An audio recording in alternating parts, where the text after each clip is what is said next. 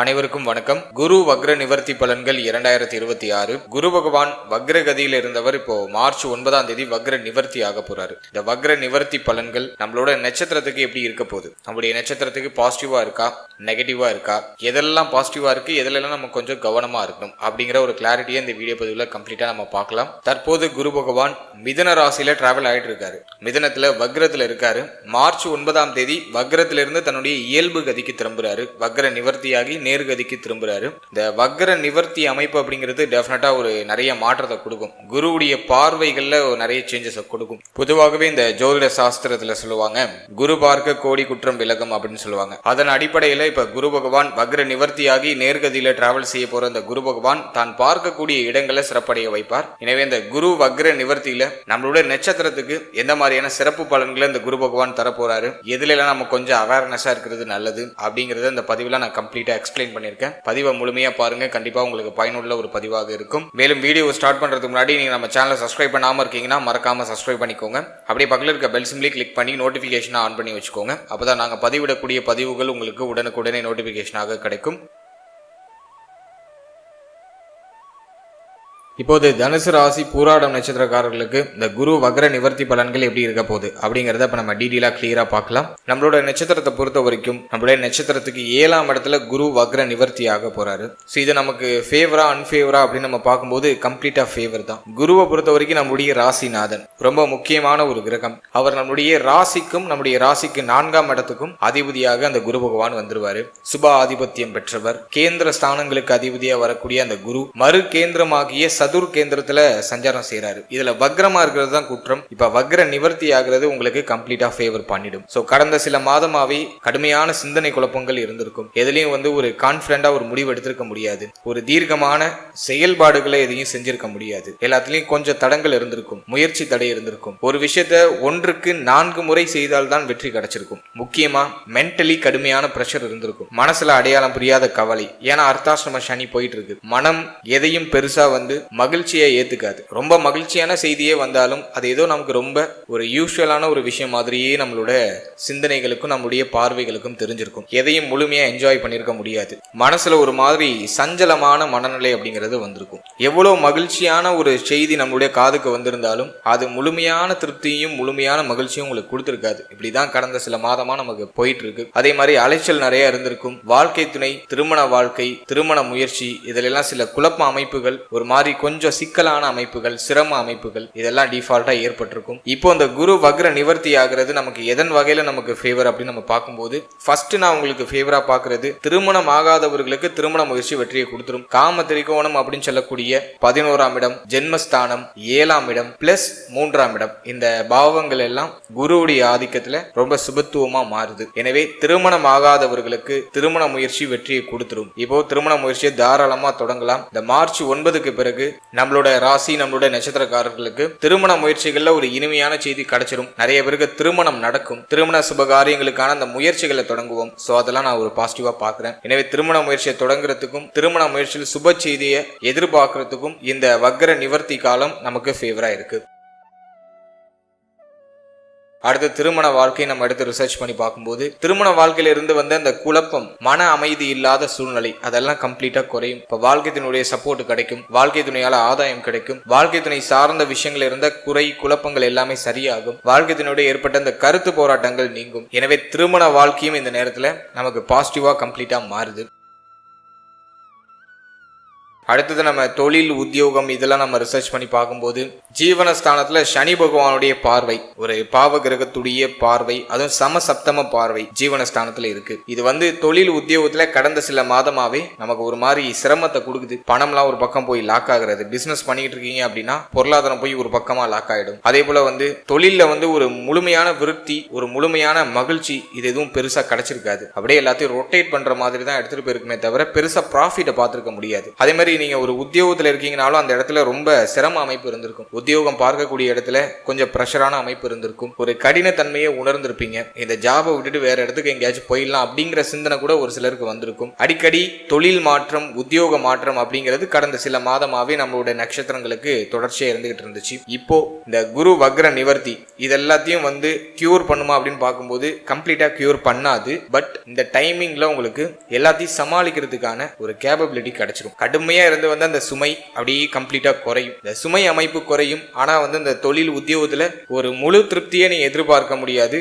ஆனா உங்களுடைய மனம் என்ன சொல்லும் அப்படின்னா, முன்னாடி இருந்ததுக்கு இது எவ்வளவோ தேவலாம், இப்போ இருக்கிறது கொஞ்சம் பெட்டரா இருக்கு, கொஞ்சம் பெட்டரா நான் ஃபீல் பண்றேன் அப்படிங்கிற மாதிரி கொஞ்சம் பெட்டரா உங்களை நகர்த்தும். எனவே நீங்க ஒரு தொழில் பண்றீங்க அப்படின்னா ஆல்ரெடி நீங்க இன்வெஸ்ட் பண்ண அமௌண்ட்டை ரிட்டர்ன் எடுத்துடலாம். அதுக்கு ஃபேவரா இருக்கு. உங்களுடைய புத்தி சாதுரியத்தை பயன்படுத்தி உங்களுடைய தொழில்ல ஒரு நல்ல முன்னேற்றத்தை நீங்க எட்டுவதற்கான அந்த முயற்சிகளை செய்வீங்க. அதுவும் பாசிட்டிவா இருக்கு. புதுசா பிசினஸ் ஸ்டார்ட் பண்ணலாமா அப்படின்னா அதை கம்ப்ளீட்டா அவாய்ட் பண்ணிக்கிறது நல்லது. குறிப்பா பார்ட்னர்ஷிப்ல ஏதாச்சும் பிசினஸ் ஸ்டார்ட் பண்ணலாம் அப்படிங்கிற ஐடியாலஜி இப்போ அதிகமா வரும். ஏன்னா லக்னாதிபதி 7ஆம் இடத்துல. எனவே பார்ட்னர்ஷிப்ல பிசினஸ் பண்ணலாமா அப்படின்னா அது அந்த அளவுக்கு ஃபேவரா இல்ல. கொஞ்சம் பொறுமை காக்குறது நல்லது. அவசரப்படாம இருக்கிறது நல்லது. அப்படியே நீங்க இன்வெஸ்ட் பண்ணலாம்னு முடிவு பண்ணிட்டீங்கன்னா அந்த பார்ட்னர், உங்களோட பிசினஸ் பார்ட்னர் உங்களுக்கு நம்பிக்கையான ஒரு மனிதரா இருக்காரா அப்படிங்கறத கொஞ்சம் செக் பண்ணிக்கிறது நல்லது. அதே போல நீங்க தனிப்பட்ட முறையில் ஏதாச்சும் பிசினஸ் பண்ண ஆசைப்படுறீங்க அப்படின்னா ஹை லெவல்ல இதுல இன்வெஸ்ட்மெண்ட் பண்ணிடாதீங்க. ஜீவனஸ்தானத்துல சனி பார்வை, பணம் ஒரு பக்கமா போய் முடங்கிடும். அதனால ஹை லெவல்ல இன்வெஸ்ட் பண்ணி எதுலையும் லாக் ஆயிட வேண்டாம். பிசினஸ் பண்ணலாம் அப்படிங்கிற ஒரு ஐடியா இருக்கு அப்படின்னா உங்க ஜனனகால ஜாதகத்தை ஒரு வாட்டி செக் பண்ணி உங்களுக்கு யோக தசை நடக்குதா, அல்லது உங்க ஜாதகத்துல எந்த கிரகம் வலிமையா இருக்கு, எந்த தொழில் பண்ணா உங்களுக்கு ஹை ரிட்டர்ன்ஸ், பாசிட்டிவான ரிசல்ட் எல்லாம் கிடைக்கும் அப்படிங்கறத கொஞ்சம் செக் பண்ணி நீங்க மேஜரான டிசிஷன்ஸ் எடுக்கிறது ரொம்ப நல்லது. மற்றபடி இந்த நேரத்தை பொறுத்த வரைக்கும் பிசினஸ்ல இன்வெஸ்ட் பண்றதுக்கு ஃபேவரா இல்ல. இந்த நேரத்துல கொஞ்சம் அவாய்ட் பண்ணி நீங்க சேஃபா ஜர்னி பண்றது நல்லது. இன்வெஸ்ட் பண்ணணும்னு நினைக்கிறீங்கன்னா ஏதாச்சும் ஒரு நல்ல அசெட்ல நீங்க இன்வெஸ்ட் பண்ணுங்க. ஒரு சேஃபான ஒரு இன்வெஸ்ட்மெண்ட்டை நீங்க பண்ணிக்கிறது நல்லது. கோல்டுல நீங்க இன்வெஸ்ட்மெண்ட் பண்ணலாம். அதுக்கு பாசிட்டிவா இருக்கு. குரு நல்லா இருக்காரு. எனவே கோல்டு இன்வெஸ்ட்மெண்ட் உங்களுக்கு வந்து 2 மடங்கு உயர்வை கொடுக்கும். மற்றபடி பிசினஸ்னு பார்க்கும்போது ஹை லெவல் இன்வெஸ்ட்மெண்ட் எதுலையும் இருக்கக்கூடாது. நீங்க ஆல்ரெடி பிசினஸ் பண்ணிட்டு இருக்கீங்க அப்படின்னா ஆல்ரெடி இன்வெஸ்ட் பண்ண அமௌண்டே இப்போ ரிட்டர்ன் எடுத்துடலாம். ஸோ அதுக்கு வந்து இந்த நேரம் வந்து ரொம்ப பாசிட்டிவா இருக்கு.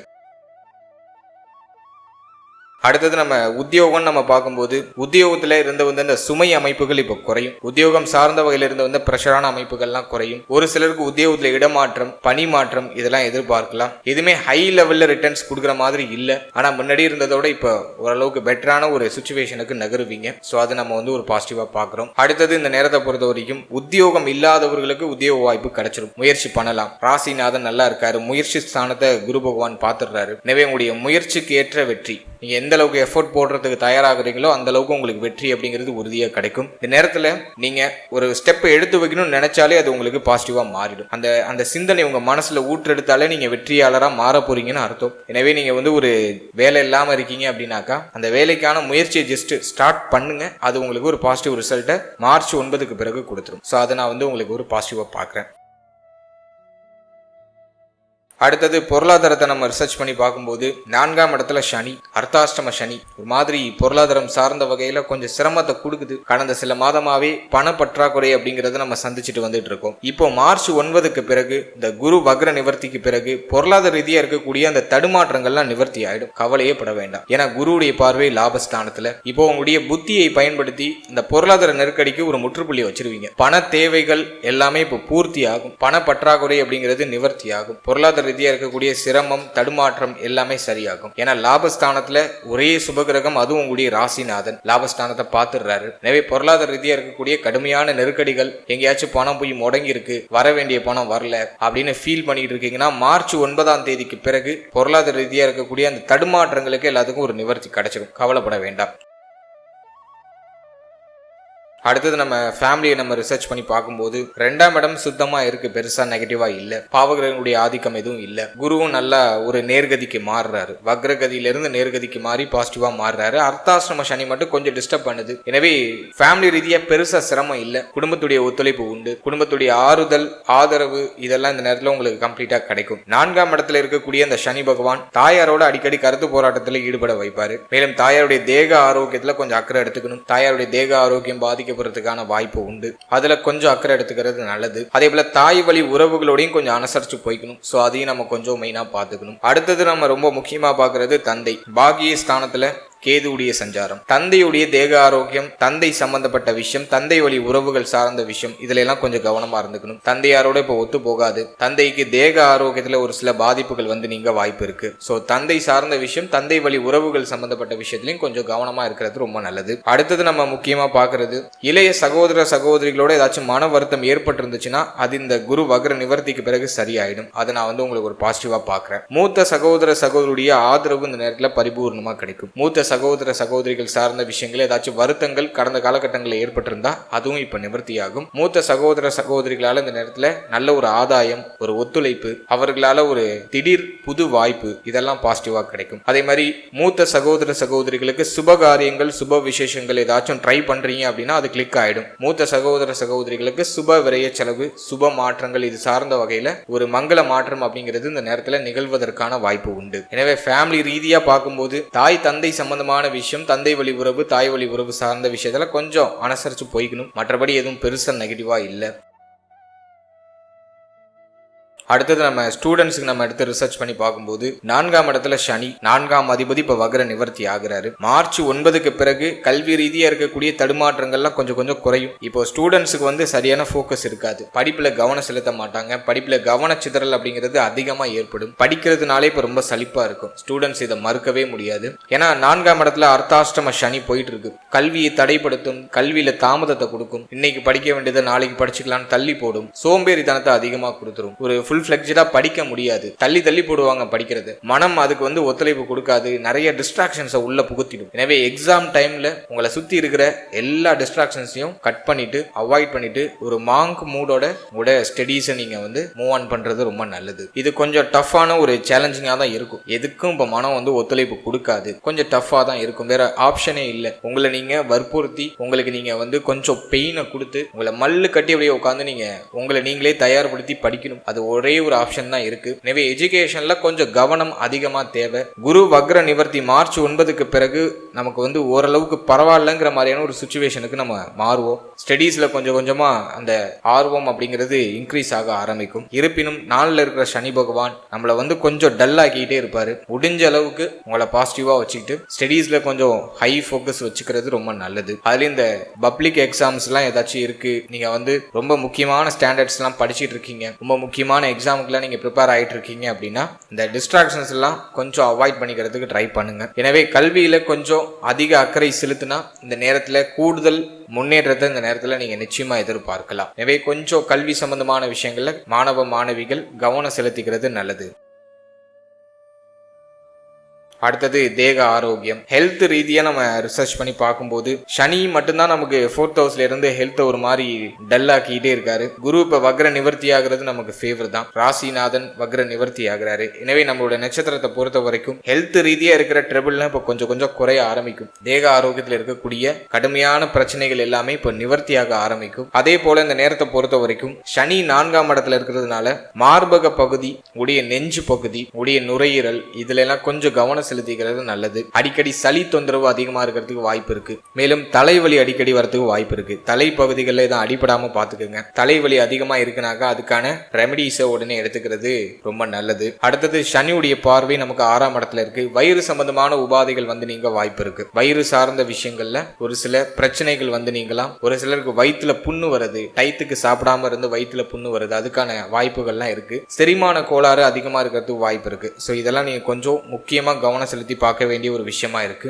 மார்ச் 9க்கு பிறகு ஹெல்த் ரீதியா இருந்த அதிகமான அந்த சோர்வு தன்மை ஓரளவுக்கு குறையும். ரொம்ப லேசியா இருந்த அந்த ஒரு மனநிலை இப்போ வந்து கொஞ்சம் பிரிஸ்கா மாறும். உடைய மனநிலையில ஒரு சில நல்ல சேஞ்சஸ் நீங்க எதிர்பார்க்கலாம். ஆனா சனி 4ஆம் இடத்துல இருக்கிற வரைக்கும் ஒரு முழுமையான மாற்றத்தை கொடுக்க மாட்டாரு. உன்னை கொடுத்து உன்னை கெடுக்கிற மாதிரியான ஒரு அமைப்புகளை செய்வாரு. எனவே ஹெல்த்ல கொஞ்சம் கான்சியஸா இருந்துக்கோங்க. டயத்துக்கு சாப்பிடுங்க, டயத்துக்கு தூங்குங்க. அதுவே வந்து உங்களுக்கு ஒரு பெஸ்டான ஒரு ரெமடியா இருக்கும். நல்ல ஆரோக்கியமான உணவுகள் எடுத்துக்கோங்க.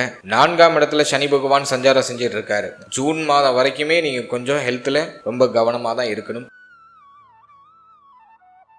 அதற்கு அடுத்தபடியா நம்ம பார்க்கும்போது மன ஆரோக்கியம். இந்த நேரத்துல கண்டிப்பாக தியான நிலைகளை அதிகமா ஏற்படுத்தி கொள்றது ரொம்ப நல்லது. தினமும் ஒரு அரை மணி நேரம் தியானம் செய்து உங்களுடைய நாளை தொடங்குறது உங்களுக்கு கூடுதல் முன்னேற்றத்தை பெற்றுக் கொடுக்கும். ஏன்னா 4ஆம் இடத்துல இருக்கக்கூடிய இந்த சனி பகவான் சிந்தனை குழப்பத்தையும் கொடுப்பாரு, மனசுல தெளிவில்லாத ஒரு நிலையும் கொடுப்பாரு, தேவையில்லாத கவலைகளையும் சேர்த்தே கொடுப்பாரு. எனவே இந்த நேரத்தை பொறுத்த வரைக்கும் மன ஆரோக்கியத்துக்கு அதிக முக்கியத்துவம் கொடுக்கணும். அதுக்கு காலையில எழுந்து ஒரு அரை மணி நேரம் மெடிடேஷன் பண்ணிட்டு தியானங்களை அதிகமா மேற்கொண்டுட்டு உங்களுடைய நாளை தொடங்குறது ரொம்ப நல்லது. உங்களுடைய இஷ்ட தெய்வ வழிபாடு முடிஞ்சவங்க உங்க வீட்டுக்கு பக்கத்துல இருக்க கோவில் குளங்களுக்கு போயிட்டு இறைவனை மனமுருகி பிரார்த்தனை செய்து அந்த நாளை தொடங்குங்க. அது உங்களுக்கு இன்னும் அதிகமான சிறப்பு பலன்களை பெற்றுக் கொடுக்கும். எனவே தேக ஆரோக்கியம் மன ஆரோக்கியத்துல சற்று கவனம் எடுத்துக்கிறது ரொம்ப ஒரு சிறந்த முன்னேற்றத்தை உங்களுக்கு இந்த காலகட்டங்கள்ல அதிகப்படியாக பெற்றுக் கொடுக்கும்.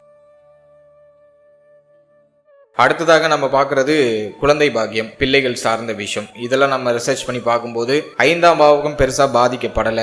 குரு வக்ரத்துல இருந்தவர் இப்ப வக்ர நிவர்த்தி ஆகிறாரு. எனவே குழந்தை பாக்கியம் சார்ந்த வகையில ஏதாச்சும் வருத்தங்கள் கவலைகள் இருக்குன்னா அது இப்ப நிவர்த்தி ஆயிடும். குழந்தை பாக்கியம் இல்லாதவர்களுக்கு அந்த குழந்தை பாக்கியத்துல சுப செய்தி கிடைச்சிரும். இப்போ நீங்க புத்திர பாக்கியத்துக்கு ட்ரை பண்ணலாம், பாசிட்டிவா இருக்கு. குரு புத்திரக்காரகர், அவர் வக்ரமா இருக்கிறது தான் குற்றம். இப்ப வக்ர நிவர்த்தியாகி கேந்திரத்துல இருக்காரு.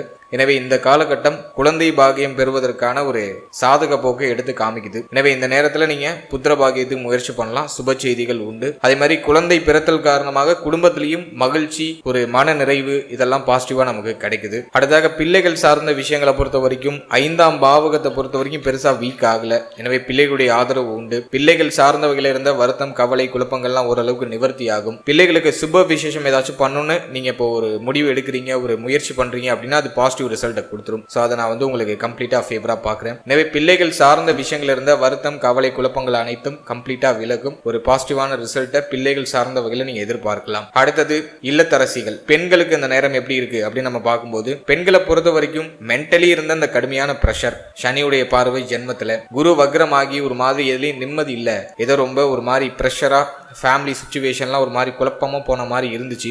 இப்போ இந்த குரு வக்ர நிவர்த்தி ஆகுறதுனால எல்லாத்தையும் நீங்க இப்போ சமாளிப்பீங்க.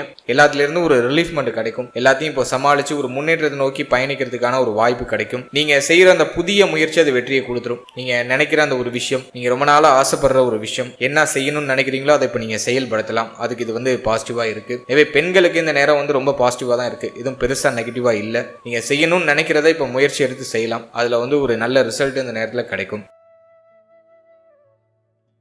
அடுத்தது இந்த காலகட்டம் நம்மளுடைய நட்சத்திரத்துக்கு வேற ஏதாச்சும் ஸ்பெசிபிக்கா ஏதாச்சும் ஒரு நல்ல விஷயம் கொடுக்குதா அப்படின்னு நம்ம பார்க்கும்போது 7ஆம் பாவகத்துல குரு சமூக ஒற்றுமை, சமூகம் சார்ந்த விஷயங்கள்ல உங்களுடைய சிந்தனை, சமுதாயத்துல உங்களுடைய மதிப்பு, மரியாதை, இதுல இருந்த அந்த அழுக்கு பிரச்சனை எல்லாமே சரியாயிடும். ஒரு உயர்ந்த நிலையை நோக்கிய ஒரு பயணம், ஒரு உயர்ந்த சிந்தனையை நோக்கிய ஒரு பயணம், புதிய நண்பர்களுடைய பழக்க வழக்கம், புதிய நண்பர்களால ஆதாயம், இதெல்லாம் அந்த நேரத்துல ரொம்ப சுபத்துவமா உங்களுக்கு கிடைக்குது. அடுத்தது நீங்க செய்யற முயற்சி அது நல்ல எக்ஸ்ட்ராடினரியான ஒரு ரிசல்ட் கொடுத்துரும். அதுக்கு ரொம்ப ஃபேவரா இருக்கு. நீங்க என்ன புதிய முயற்சி எடுத்தாலும் அது வெற்றி ஆயிடும். ஸ்டார்டிங்ல சின்ன தயக்க நிலை இருக்கும். ஏன்னா சனியுடைய பார்வை ஜென்மத்துல கொஞ்சம் சந்தேக குணம் இருக்கும். இப்ப நம்ம சிந்திக்கிறது கரெக்டா, நம்ம செய்யற விஷயம் சரியா தான் இருக்கா, நம்ம இந்த ட்ராக்ல போனா நம்மளால வெற்றி அடைய முடியுமா அப்படிங்கிற சின்ன சின்ன சந்தேக குணம் இருக்கும். அதெல்லாம் தகர்த்தெறிந்து நீங்க உங்களுடைய வெற்றி பயணத்தை, உங்களுடைய இந்த வெற்றிக்கான அந்த அடிகளை ஃபர்ஸ்ட் நீங்க எடுத்து வைக்க முயற்சி பண்ணுங்க. அந்த முயற்சியே உங்களுக்கு முழுமையான வெற்றியை கொடுத்துரும். எனவே இந்த நேரத்துல சந்தேகம் இல்லாமல் ஒரு விஷயத்துல நீங்க முயற்சி பண்றீங்க, ஒரு விஷயத்துக்காக எஃபோர்ட் போடுறீங்கன்னா அது கண்டிப்பா ரிசல்ட்டை கொடுத்துரும். ஏன்னா முயற்சி ஸ்தானம் ரொம்ப பலமா இருக்கு. ஸோ நீங்க என்ன ட்ரை பண்ணாலும் அது பாசிட்டிவ் ரிசல்ட்டை கொடுக்குது. ஓவராலா இந்த குரு வக்ர நிவர்த்தி உங்களுக்கு ஒரு நல்ல ரிசல்ட்டை கொடுத்துரும். ரொம்ப நாளா இருந்த அந்த மன குமுறல், ஒரு தெளிவில்லாத அந்த மனநிலை, இது பண்ணுவோமா அது பண்ணுவோமா, தெளிவில்லாம ஒரு டிசிஷன் எடுக்கிறதுல நிறைய குழப்பம் இருந்திருக்கும். இதை பண்ணா கரெக்டா இருக்குமா, அதை பண்ணா கரெக்டா இருக்குமா அப்படிங்கிற மாதிரியான அந்த குழப்ப மனநிலை இந்த குரு வக்ர நிவர்த்தியில கம்ப்ளீட்டா விலகும். சிந்தனை தெளிவு கிடைக்கும். ஒரு தெளிவான டைரக்ஷனை நோக்கி பயணிப்பீங்க. கடுமையாக இருந்து அந்த குழப்பங்கள்லாம் விலகி ஒரு முழுமையான தெளிவு அப்படிங்கிறது இந்த நேரத்துல பிறக்க ஆரம்பிக்கும். வாழ்த்துக்கள்.